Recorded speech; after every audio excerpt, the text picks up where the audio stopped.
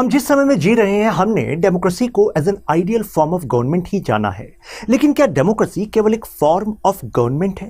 जब लोकतंत्र की बात की जाती है तो ये समझ में आता है कि हाँ, एक ऐसा सिस्टम जिसमें पावर जनता के पास है। लेकिन लोकतंत्र के नाम पर जब हमारे दायित्व की बात आती है तो क्या समझ में आता है कि हाँ, इलेक्शन, राइट? लेकिन लोगों को कॉम्प्लेक्सिटीज पसंद नहीं है। People want simple solution. एक फेमस पॉलिटिकल थिंकर है मिस्टर रॉबर्ट डाल। उन्होंने एक टर्म कॉइन करी, पॉलिटिकल एंटरप्रेन्योरशिप। उनका कहना है कि डेमोक्रेसी में politicians are like entrepreneurs, businessman हैं। जैसी जनता डिमांड करेगी वैसे ही तो प्रोडक्ट कोई बिजनेसमैन रखेगा मार्केट में। अगर जनता जाति, धर्म, जिस भी तरह के वो प्रोडक्ट की, जिस भी तरह की राजनीति की मांग करेगी, जिससे वो इंस्पायर होकर वोट देगी, उसी तरह के वो पॉलिटिक्स लेकर आएंगे आपके पॉलिटिशियंस। अब मैंने कहा कि लोग सिंपल चीज़ें पसंद करते हैं, लोगों को सिंपल सॉल्यूशंस चाहिए। कॉम्प्लेक्सिटीज, कैसे चीज़ें इंटरलिंक करती है, समझ डेवलप करने की वो जहमत आमतौर पर जनता नहीं उठाती। अब इसी वजह से एक समय में कोई एक लीडर आएगा और वो कहेगा कि देखो, ऐसा है कि जो प्रॉब्लम है हमारे देश की, इसका सॉल्यूशन है एक इंस्टीट्यूशन, लोकपाल। आप लोकपाल लेकर आओ, इस मुहिम में हमारा साथ दो और उसके बाद आप देखो देश बदल जाएगा। लोग सपोर्ट करने लगते हैं।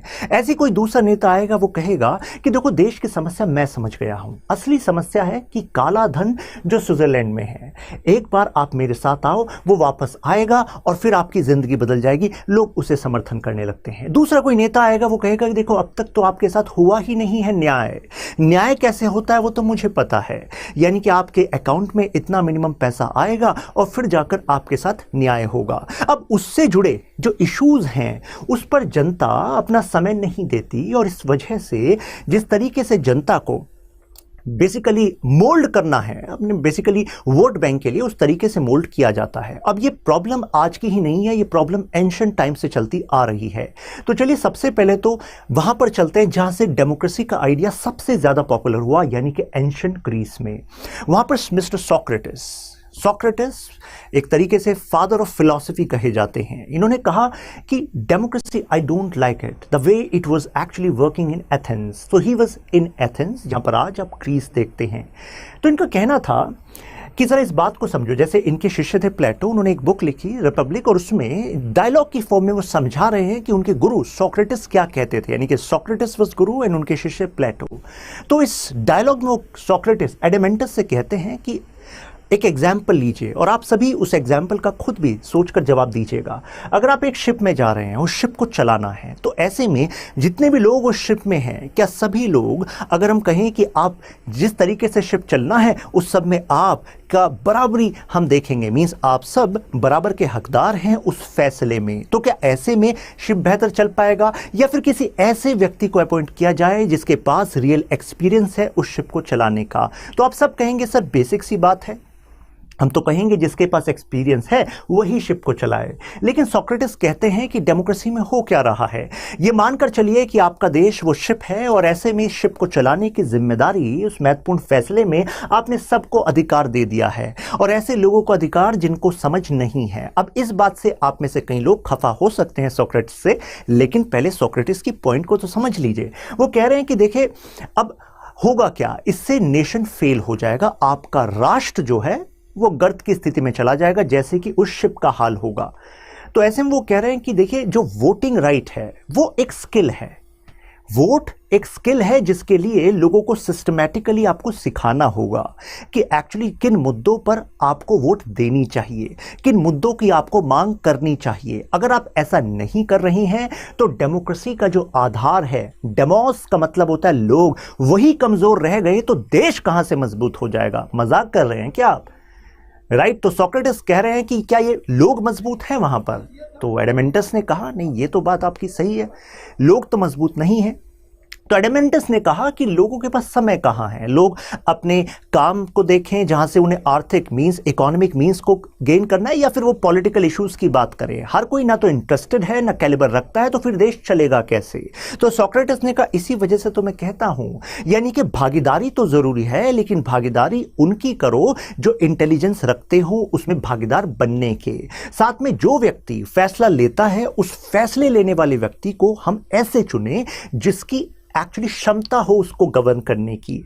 इनके जो शिष्य हैं प्लेटो, वो इनसे प्रभावित हुए और वो भी डेमोक्रेसी के खिलाफ थे। वो एग्जाम्पल देते हैं कि जैसे आपका परिवार है, परिवार में माता पिता पापा मीन्स दादा दादी और बच्चे हैं, तो ऐसे में परिवार के महत्वपूर्ण फैसलों में क्या बच्चों को बराबर का अधिकार दिया जाता है? If someone is 6 years old, 7 years old, 8 years old, नहीं। यह माना जाता है कि परिवार में जो बड़े हैं वो सभी के भले के लिए सोचेंगे और वो परिवार के महत्वपूर्ण फैसले लेंगे। जब ये बच्चे एक स्टेज पर पहुंच जाएंगे तब इनके फैसलों को भी लिया जाएगा। तो प्लेटो कहते हैं इसी तरीके से देश को हमें समझना चाहिए कि देश एक परिवार है। परिवार में जो व्यक्ति सबसे बड़ा है, जिसको हमने माना है कि yes this person is having calibre, this person is having interest, commitment, now this person should have the power, और हम सब उनकी बात माने।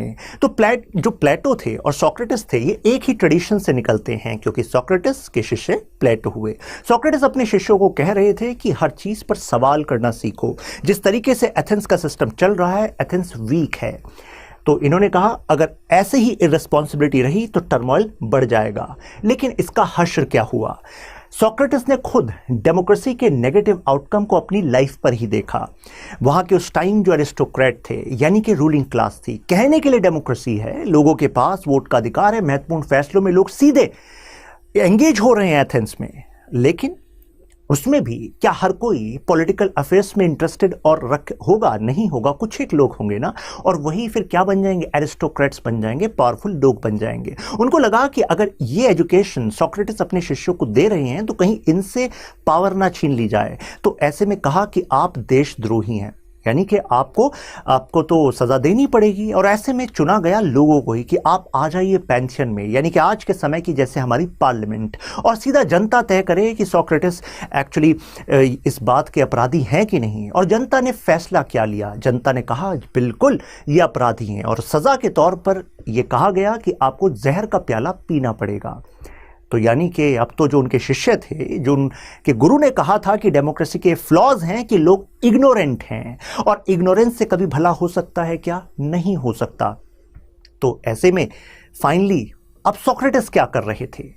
अब ये एक पेंटिंग है जो शो कर रही है कि लास्ट जो रात थी उस समय सोक्रेटिस के शिष्यों को कहा गया कि आप अपने गुरु से मिलने जा सकते हैं। तो इस पेंटिंग में आप वो मार्मिक दृश्य देख रहे होंगे, कई सारी पोएट्री इसी सीन पर लिखी गई हैं। तो ऐसे में इनके शिष्यों ने कहा कि देखो हमारे पास कॉन्टेक्ट है, हमारे पास रास्ता है कि आप निकल जाइए यहाँ से और दूसरे क्षेत्र में जाकर आप एसाइलम ले लीजिएगा, दूसरे राज्य में आप चले जाइएगा।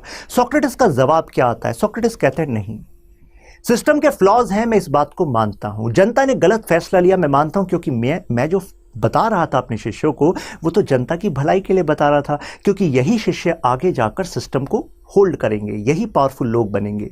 लेकिन जनता अभी नहीं समझ रही, तो इसमें जनता का दोष नहीं है, दोष उस सिस्टम का है।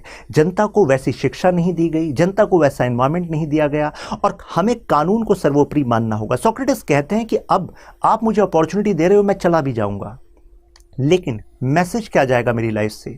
मैसेज जाएगा कि मैंने अपने राज्य के कानून को ही नहीं माना।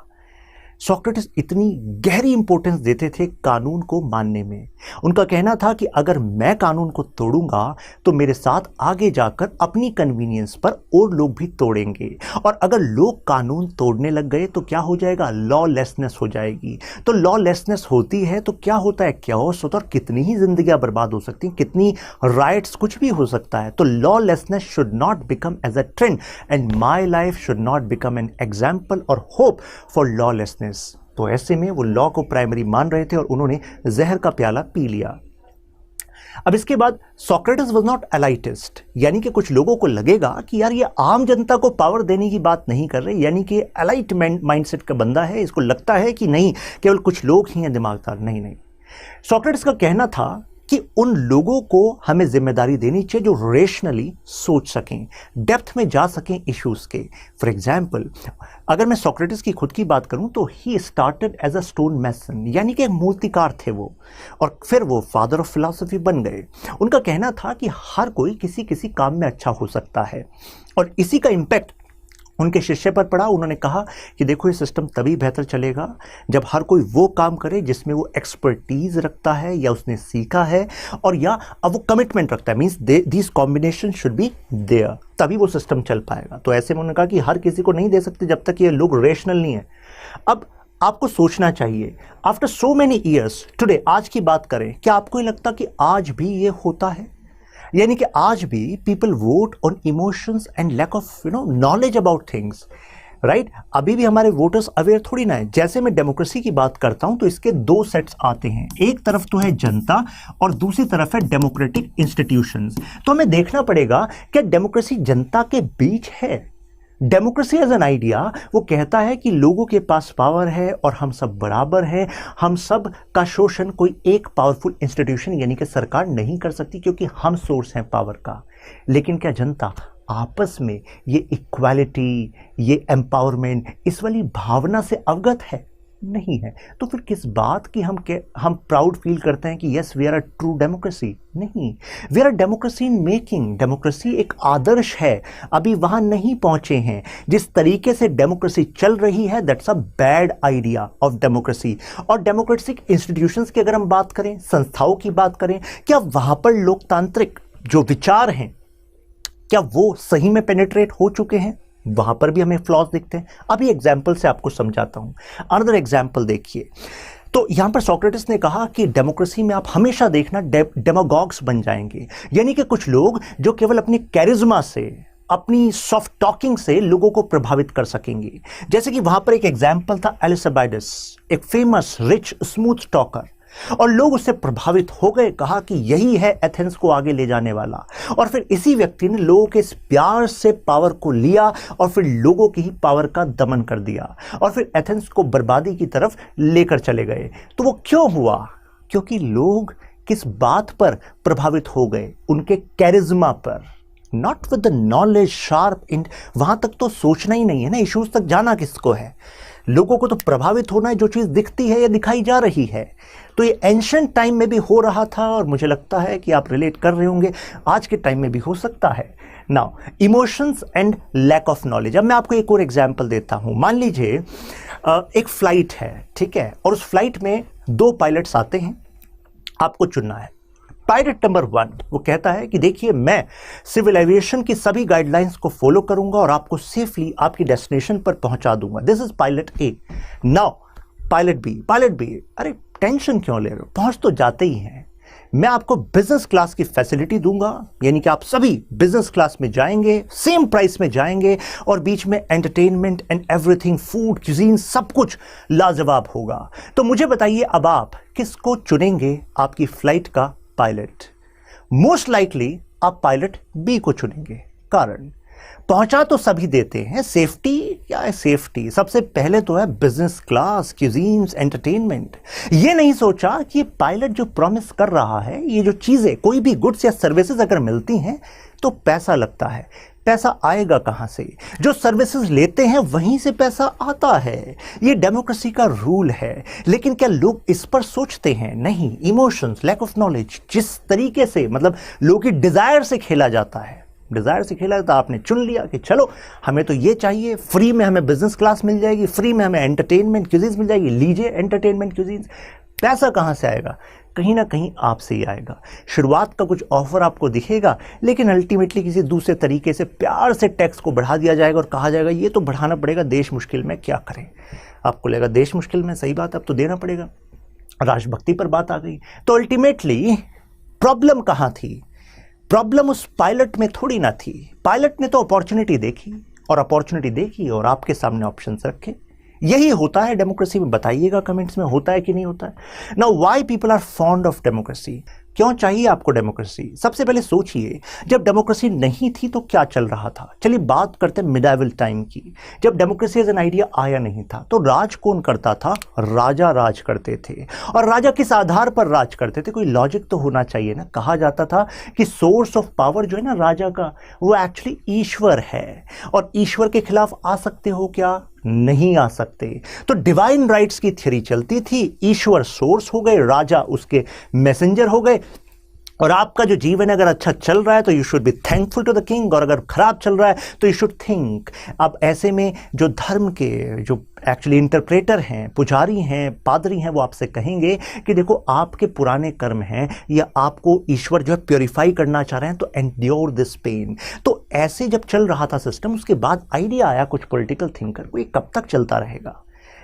अब ये जो डिवाइन राइट थ्योरी कि ईश्वर ने चुना है इस राजा को, कब चुना था? अब उसके बाद तो इतनी बार राजा चेंज होते रहते हैं, तो क्या बार बार ईश्वर इन्हीं को चुनता है? तो ऐसा क्यों होता है कि कई सारे जो टैलेंटेड पीपल हैं वो ऊपर नहीं आ पाते, लेकिन कुछ ही लोग हैं वही राज करते हैं? तो क्वेश्चन उठा और कहा कि नहीं नहीं नहीं, ये पूरी फिरकी ली जा रही है। उससे पहले कुछ पॉलिटिकल थिंकर्स ने ऐसा किया, कुछ लोगों ने इसलिए कराया क्योंकि वो अपने पास पावर रखना चाहते थे। तो काउंटर आइडिया आया, counter idea will be that equality should be the essence, यानी कि अगर सभी ईश्वर के बच्चे हैं तो कोई माँ बाप अपने बच्चों में भेदभाव नहीं करता, और वो ऐसा माँ बाप ग्राउंड पे जो है वो कर सकते हैं, लेकिन ईश्वर तो आइडियल है ना, तो आइडियल जो है, आइडियल पेरेंट कैसे कर सकता है? तो लॉजिक ये भी था कि आइडियल पेरेंट तो भेदभाव नहीं करेगा तो इनके एवरी चाइल्ड इज इक्वल। तो इक्वालिटी एज एन आइडिया ये एक मॉडर्न आइडिया है, और उसके बाद ये आइडिया पॉपुलर हो गया। एंशिएंट टाइम में भी डेमोक्रेसी का आइडिया था। वहां पर लॉजिक क्या था? वहां पर लॉजिक ये था कि देखो, जो पेराक्लस एक थिंकर थे, उनका कहना था कि देखो, अगर एक व्यक्ति इंटेलिजेंट है, वो कोई विचार देता है, उससे बेहतर अगर 25 लोग मिलकर उस पर फैसला लेंगे तो वो शायद बेहतर विचार दे पाएंगे। और एक व्यक्ति के पास पावर रहेगी तो एक्सप्लॉयटेशन करेगा, अगर 10 लोगों के पास रहेगी तो लेस लाइकली है कि वो एक्सप्लॉयटेशन एक के हिसाब से हो पाएगा। तो कहने का मतलब ये हुआ कि डिफरेंट टाइम में डिफरेंट आइडियाज़ ही तो रूल करते हैं। और एक बात ध्यान रखिएगा, रूलिंग क्लास के जो आइडियाज़ होते हैं वो मोस्ट पावरफुल आर्ग्यूमेंट बनते हैं हर समय के, यानी कि इस समय जिन आइडियाज़ को आप सही मानते हो, तो ध्यान रखना, आप जो सही मानते हो इस वजह से ऐसा हो सकता है कि कोई ऐसा वर्ग हो, कुछ ऐसे लोग हों जिनके पास आसानी से सत्ता आ पा रही हो, यानी कि पावर आ रही हो। और पावर का मतलब केवल political institutions, PM, CM, president, ये नहीं होता। पावर इससे भी बहुत ज़्यादा डीप एक्चुअली कंसेप्ट है, राइट? पावर केवल पैसे में नहीं है, पावर किसी पद में भी नहीं है, ये केवल पावर के एट्रीब्यूट हैं। ये तो समझ लीजिए ट्रेलर हैं पावर के। Power is a very deep concept. Ideas कैसे, मतलब अगर जो थॉट्स आप रख रहे हैं प्रभावशाली तरीके से, और वो थॉट से कुछ बड़ा बदलाव आ रहा है, लोग एक्चुअली इसमें बिलीव कर रहे हैं, तो एक्चुअली पावर चेंज कर देती है सिस्टम को। Coming back to the topic, यहाँ पर डेमोक्रेसी इस वजह से पसंद थी लोगों को क्योंकि इक्वालिटी है, फ्रीडम मिलेगा, फ्रीडम ऑफ एक्सप्रेशन मिलेगा, फ्रीडम टू मूव अराउंड मिलेगा, फ्रीडम टू चूज प्रोफेशन मिलेगा। तो हम सब ने अपने कॉन्स्टिट्यूशन में इन एट्रीब्यूट्स को देखा है कि नहीं देखा? हमने देखा है फंडामेंटल राइट्स में, राइट? लेकिन क्या वास्तव में हर कोई ये अधिकार पा रहा है? क्या आपको लगता है कि किसी के साथ इनइक्वालिटी हमारी सोसाइटी में नहीं होती? होती है कि नहीं होती? अभी भी होती है ना। तो यानी कि अभी भी we are actually very distant from the idea of democracy. अब मैं 5 आपको पॉइंट्स बता रहा हूं जो आप क्रिटिकल एनालिसिस में यूज कर सकते हैं। सबसे पहले तो शॉर्ट साइटेडनेस, यानी कि देखा जाता है डेमोक्रेसी में कि केवल शॉर्ट टर्म गेन के लिए गेम खेला जाता है कि बस वोट बटोर लीजिए। सेकंड, पेन एवर्जन, यानी कि अभी का जो दर्द जरूरी है इस सिस्टम को बेहतर करने के लिए, उसको अवॉइड किया जाएगा क्योंकि लोगों को पसंद नहीं आएगा। एलीट कैप्चर, कहने के लिए डेमोक्रेसी है लेकिन फिर भी कुछ ही लोग हैं जो सत्ता पर काबिज हो जाते हैं, वेल्दी या फिर फैमिली। ना, डिवीजन एंड कॉन्फ्लिक्ट, हमेशा डेमोक्रेसी में वोट को अपने पास करना है तो किसी न किसी आइडिया के बेसिस पर कॉन्फ्लिक्ट लाए जाते हैं, चाहे वो धर्म हो, जाति हो, क्षेत्र हो, भाषा हो।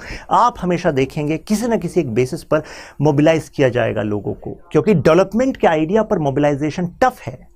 लैंग्वेज के आधार पर, धर्म के आधार पर, जाति के आधार पर मोबिलाइजेशन आसान है। और इसमें आसानी कैसे आती है? मुझे आप बताइए, मैं आपसे पूछूं कि आप धर्म के ज़्यादा करीब हैं या देश के कॉन्स्टिट्यूशन के ज़्यादा करीब हैं? तो सही जवाब दीजिएगा। कई लोग कहेंगे कि हाँ, हम कॉन्स्टिट्यूशन के ज़्यादा करीब हैं, लेकिन फिर भी हम देखते हैं कि देखिए, आपके पैदा होने से लेकर और आपके देह त्याग तक जितने सारे रिचुअल्स हैं आप धर्म के हिसाब से करते हैं। शादी, बेटे बेटी, जो भी है, आप धर्म से घिरे हुए हैं अपनी लाइफ में। तो आपकी लाइफ में आपको लगता है कि यार dharma is actually very close to me. और कॉन्स्टिट्यूशन क्या है? कभी कभी कॉन्स्टिट्यूशन के बारे में पढ़ते हैं, कोई कॉम्पिटिशन एग्जाम क्लियर करना है तब करते हैं। तो it means constitution seem to be distant, लेकिन धर्म, जाति, भाषा ये करीब है। तो जो करीब है आपके नेता को, उसी को तो टच करना है, तभी तो आप उनकी तरफ आएंगे। फिर वोटर का इग्नोरेंस है, इसका इस्तेमाल किया जाता है। Now what development actually, what do people actually need, मतलब करना क्या पड़ेगा? तो देखिए, करना तो ये पड़ेगा, सबसे पहले खामियों को समझना पड़ेगा, सवाल करना शुरू करना पड़ेगा। एक फेमस पॉलिटिकल थिंकर हुए मिस्टर जे.एस. मिल, उनको कहा जाता है रिलक्टेंट डेमोक्रेट, यानी कि वो डेमोक्रेसी के फेवर में तो थे लेकिन कहते थे हर जगह डेमोक्रेसी नहीं होनी चाहिए। उनका कहना था कि अगर डेमोक्रेटिक प्रिंसिपल्स नहीं बन पाए, लोग मजबूत नहीं हो पाए, तो वहां पर टायरनी हो जाएगी, मोबोक्रेसी हो जाएगी, यानी कि भीड़ तंत्र हो जाएगा। एक बात जो पॉपुलर आपने किसी तरीके से कर दी, लोग बिना सोचे समझे उसको एक्चुअली सपोर्ट करने लग जाएंगे, चाहे उससे समाज का नुकसान हो। तो इससे पूरे देश का नुकसान होगा, डिवाइड होगा देश। और ऐसे में जो वोट है, वोट भी एक्चुअली एक्सरसाइज प्रॉपर्ली नहीं हो पाएगी। एक और फेमस पॉलिटिकल थिंकर है मिस्टर मैकलीश, उनका कहना है डेमोक्रेसी कोई एक दिन का त्योहार नहीं है जो वोटिंग के दिन आपने मनाया है। नहीं, वो कहते हैं democracy is every days duty of each one of us. लोकतंत्र हम सबका ड्यूटी है जो हमें रोज करना है। इक्वालिटी में बिलीव करना है, अपने बेस्ट एक्चुअली कंट्रीब्यूट करना है जिस भी काम को हम कर रहे हैं। तो आप मानकर चलिए कि ये देश एक फैब्रिक है और हम सब उस फैब्रिक के कंपोनेंट हैं, अलग अलग थ्रेड हैं। तो हम सब मजबूत होंगे तभी तो देश मजबूत होगा, है कि नहीं? नहीं तो मजबूती के नाम पर केवल बातें की जाएंगी, वोट बटोरी जाएंगी और फिर शासन केवल कुछ लोगों को मजबूत करेगा। आई थिंक आपको ये आइडिया क्लियर हुआ होगा। वीडियो को शेयर कीजिएगा, ये बात पहुंचनी चाहिए। नाउ क्वेश्चन देखिए, critically analyse the idea of democracy as in practice in modern time. तो आई थिंक अब आपके लिए क्वेश्चन केक वॉक है, क्रिटिकल पॉइंट आपको मिल ही गए हैं। फिर मिलते हैं नेक्स्ट वीडियो में, तब तक के लिए कीप लर्निंग।